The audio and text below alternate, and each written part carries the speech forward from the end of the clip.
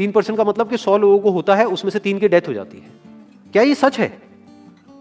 पहले इसको समझने की कोशिश करते हैं कि 3% ये कितना है। टेस्ट कितने हुए अभी तक? 40 लाख हुए हैं। और अगर किसी को देखना है कि कितने टेस्ट हुए हैं, कितने हो रहे हैं डेली बेसिस पे, तो एक वेबसाइट है worldometers.info, वहां पर जाकर के आप देख सकते हो कि डेली बेसिस पे कितने टेस्ट बढ़ रहे हैं, किस किस कंट्री में कितने कितने हैं, वो सब आ जाएगा उसके अंदर। तो अभी टेस्ट समझना जरूरी क्यों है? क्या इंडिया की पॉपुलेशन 40 लाख है? नहीं है। इंडिया की पॉपुलेशन क्या है? 130 करोड़। उसमें से टेस्ट कितने हुए हैं? 40 lakh, which is not even 1%। 1% भी देखे तो 1 करोड़ 30 लाख होता है। तो 40 लाख टेस्ट हुए, जिसमें से केसेस कितने डिटेक्ट हुए? Near about 2 lakh. ये बिल्कुल ऐसा है जैसे मान लो कि अगर मैं आपसे पूछता हूं कि दिल्ली में रोड्स के ऊपर कितने एक्सीडेंट होते हैं, तो आप क्या कहोगे? आप कहोगे भाई मुझे नहीं पता। तो मैं कहूंगा पता करो, लेट्स फाइंड इट आउट कि भाई कितने एक्सीडेंट होते हैं। तो हमने क्या किया, 10 अलग अलग पॉइंट पे 10 सीसीटीवी कैमरास लगा दिए और उन सीसीटीवी कैमरास में कैप्चर करना शुरू कर दिया कि कितने एक्सीडेंट्स हो रहे हैं इन 10 अलग अलग पॉइंट्स पे।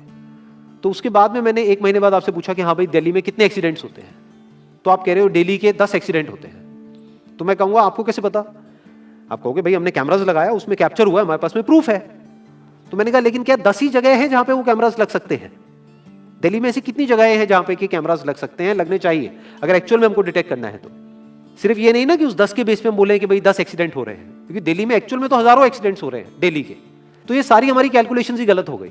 इसलिए इसमें टेस्टिंग का बहुत बड़ा रोल है।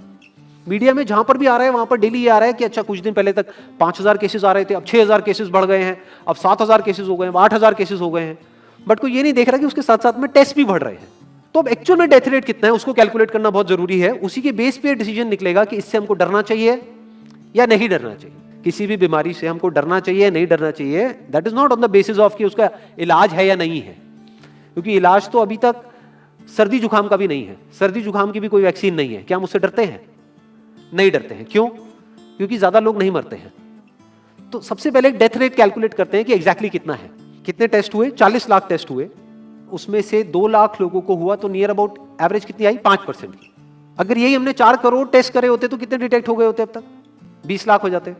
40 करोड़ करे होते तो कितने हो जाते? 2 करोड़ हो जाते। टोटल अगर कर लिए होते हमने टेस्ट 130 करोड़ का, तो कितना नंबर निकल करके आ जाता? Near about 5 crore. इसका मतलब 5 करोड़ लोगों को या तो आज की डेट में है या हो चुका है।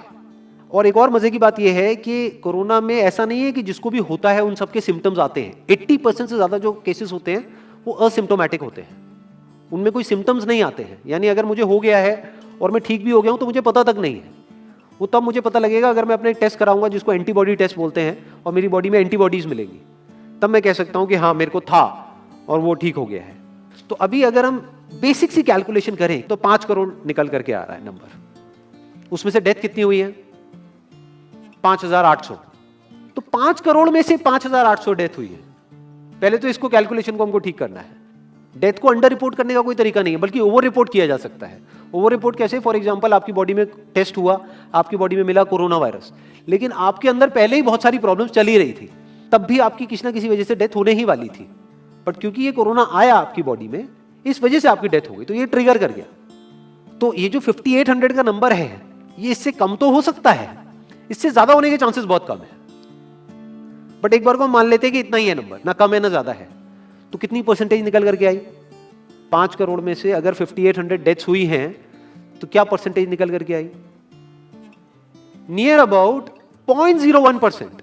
ये उससे बहुत कम है जितनी डेथ्स हमारे यहां पे होती हैं रोड एक्सीडेंट की वजह से।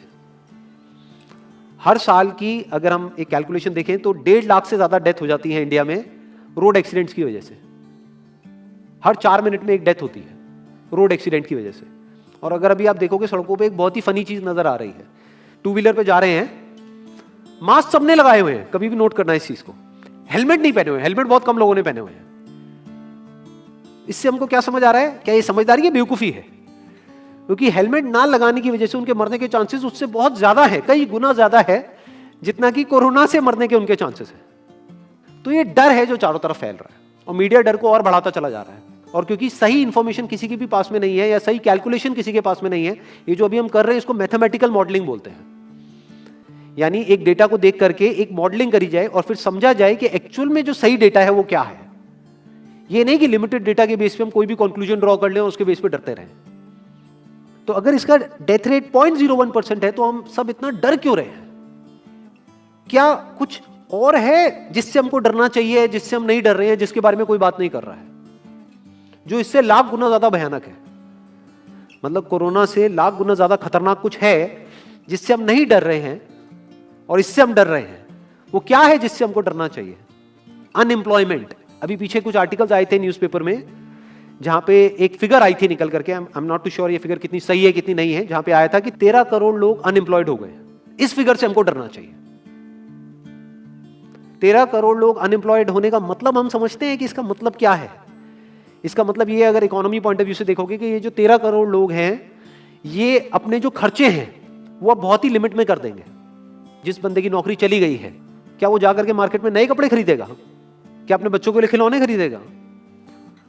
ट्रैवल एंड टूरिज्म तो भूल ही जाओ। ऐसी और हजारों इंडस्ट्रीज हैं जिनकी धज्जियां उड़ जाएंगी क्योंकि डिमांड कम हो जाएगी ओवरऑल इकोनॉमी के लेवल पे। जब डिमांड कम होगी तो क्या करना पड़ेगा इन ब्रांड्स को, इन कंपनीज को क्या करना पड़ेगा, इन मैन्युफैक्चरर्स को क्या करना पड़ेगा? अपनी सप्लाई को कम करना पड़ेगा।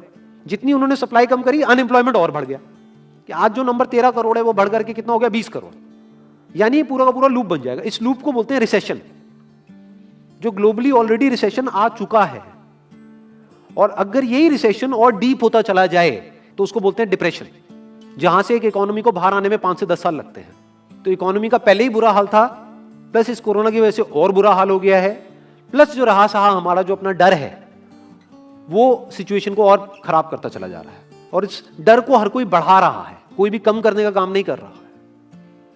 एक्चुअल में अगर आप मेरे स्टैंड पॉइंट से देखोगे तो डरने की कोई जरूरत ही नहीं है, क्योंकि जो डेथ रेट है वो बहुत ही कम है। तो हम डर क्यों रहे हैं? सोचो। बस इसलिए कि डेथ नहीं होनी चाहिए। अगर यही हमारा ऑब्जेक्टिव है कि डेथ नहीं होनी चाहिए, मतलब हम कहते हैं कि किसी की डेथ नहीं होनी चाहिए, तो फिर तो लॉकडाउन परमानेंट हो जाना चाहिए, सड़कों पे निकलना ही नहीं चाहिए, क्योंकि सीधा सीधा 1.5 लाख डेथ बचेंगी। 1.5 लाख लोग जो हर साल एक्सीडेंट में मरते हैं उनको हम बचा सकते हैं ना, उनकी लाइफ बच जाएगी। परमानेंट कर दो लॉकडाउन को। कैसा है आइडिया? ये बिल्कुल ऐसा है जैसे मैंने एक आदमी की एक कहानी सुनी थी। उसके घर में एक चूहा घुस गया, तो उस चूहे को उसने पकड़ने की बड़ी कोशिश करी, लेकिन वो चूहे को नहीं पकड़ पाया। तो एंड में उसने क्या किया? घर पे आग लगा दी, अपने घर में आग लगा दी। उसके बाद भी चूहा तो बच करके निकल गया, घर चला गया, घर जल गया। यही हालत है इसकी, कोरोना की। इस डर को हमको खत्म करना पड़ेगा, तब जाकर के इस प्रॉब्लम का एक्चुअल में सॉल्यूशन निकलेगा, जो रियल प्रॉब्लम है। और रियल प्रॉब्लम कोरोना नहीं है। रियल प्रॉब्लम क्या है? हमारी जो इकोनॉमी है। रियल प्रॉब्लम क्या है? अनएम्प्लॉयमेंट। तो इस वीडियो के थ्रू मैं अपनी एक हम्बल रिकमेंडेशन देना चाहूंगा गवर्नमेंट ऑफ इंडिया को, या जो भी लोग एक पर्टिकुलर पोजीशन पे हैं उन लोगों को, कि हमको टेस्ट करने कम करने हैं, टेस्ट बढ़ाने नहीं है।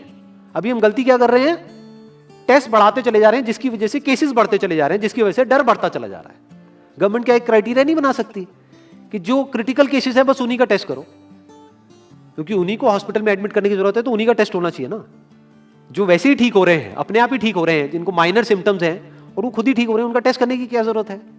उससे तो पैनिक और बढ़ेगा। और अगर टेस्ट कर भी दिया तो हम करने क्या वाले हैं? उनको क्या हॉस्पिटल में एडमिट करने वाले? नहीं, घर पे क्वारंटाइन करने वाले हैं। अभी जो क्वारंटाइन वाला फंडा है, ये भी जब बेस छोटा होता है तब तो काम करता है, जब करोड़ों में हो जाता है तब काम नहीं करता है। मैं अगर एग्जांपल से समझाने की कोशिश करूं, जो मेरी थॉट प्रोसेस है उसको इमेजिन करो। ये एक ऐसी सिचुएशन है कि हम एक घर में है और चारों तरफ से बाढ़ आई हुई है, और ये जो घर है हमारा वो ऐसा है, इसको इमेजिन करो, जहां पे हजारों दरवाजे हैं। तो हम क्या करें? इसमें से एक दरवाजे को पकड़ लें और उसी को पक्का करते चले जाएं। ये है क्वारंटीन, और बाकी के हजारों खुले पड़े हैं। एक को हम पक्का करते चले जा रहे हैं क्योंकि यहां से पानी अंदर नहीं आना चाहिए। इंडिया की पॉपुलेशन क्या है? 130 करोड़। टेस्ट कितने हुए हैं अभी तक? 40 लाख। डेली के कितने हो रहे हैं? 1 लाख। महीने के कितने हुए? 30 लाख। साल के कितने हुए? 3 करोड़ 60 लाख। तो यानी कि अगर हमको सबका टेस्ट करना है तो कितने साल लगेंगे? 36 साल।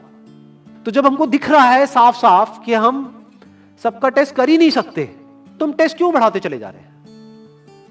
या तो सबका टेस्ट करो और सब में से सबको देख करके सबको क्वारंटाइन कर दो। ये बिल्कुल ऐसा हुआ कि वो जो घर है जिसकी मैंने अभी बात करी, या तो उसको हर तरफ से सिक्योर करो कि अगर उसके 1000 दरवाजे हैं तो एक को बंद मत करो, सारे बंद कर दो। तब आप कह सकते हो कि यहां पानी अंदर नहीं आएगा, कि हमने 130 करोड़ लोगों का टेस्ट कर लिया है, उसमें से केसेस निकल गए हैं 6 करोड़, और 6 करोड़ को हमने क्वारंटीन कर दिया है। अब ये आगे नहीं फैलेगा, अब 6 करोड़ से 10 करोड़ पे नहीं जाएगा। बट हमने टेस्ट ही करे 40 लाख, जिसमें से केसेस आए 2 लाख। अगर इन 2 लाख को हमने क्वारंटीन कर भी दिया तो बाकी करोड़ों लोग तो बाहर घूम रहे हैं ना, तो उससे होगा क्या? तो अब हमको समझ जाना चाहिए कि इसको रोकने का कोई तरीका नहीं है।